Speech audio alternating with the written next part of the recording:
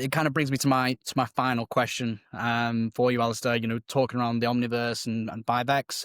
If SAP truly delivers on 5x and the Omniverse, that sort of vision, what do you think the ERP landscape will look like 5 years from now? I know it is hard to predict, and what will separate the winners from those who sort of get left behind in this process? Actually, I think the first point is I don't think many people are going to get left behind.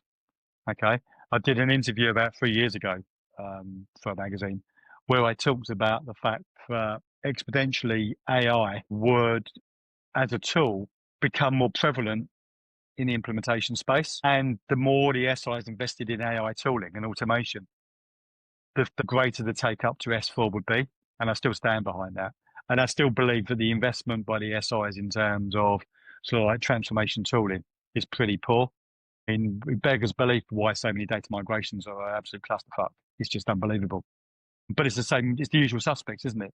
So you've always got to ask yourself, why do I go out to the usual suspects when they all fail? But that's another conversation. So I actually don't think people are going to get left behind, because I actually think the tooling is going to be there to enable SAP to recognize the revenue on the install base by taking the install base to the promised land.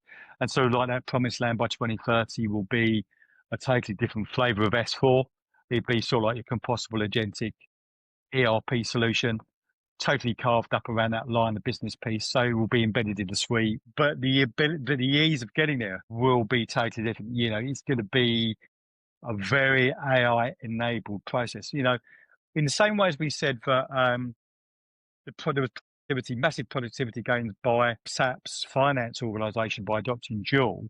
They're also saying that there's a 40% reduction level of effort by SIs using Joule consulting, the consultant flavor of Joule. So one would imagine that as we move forward to 2030, the tooling will be placed to take everybody to where they need to be. And there's no reason why. I mean, if you want to drive revenue from your new agentic S4 solution sitting there, in your sovereign stack, why would you not make it easy for the customer to get there? The only reason they've not embraced S4 is because it's just too hard to get there.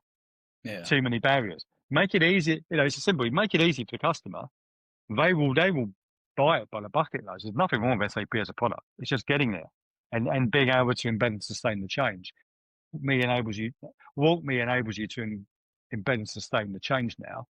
Okay, so that's fair. But it's just how do you get the customer to migrate?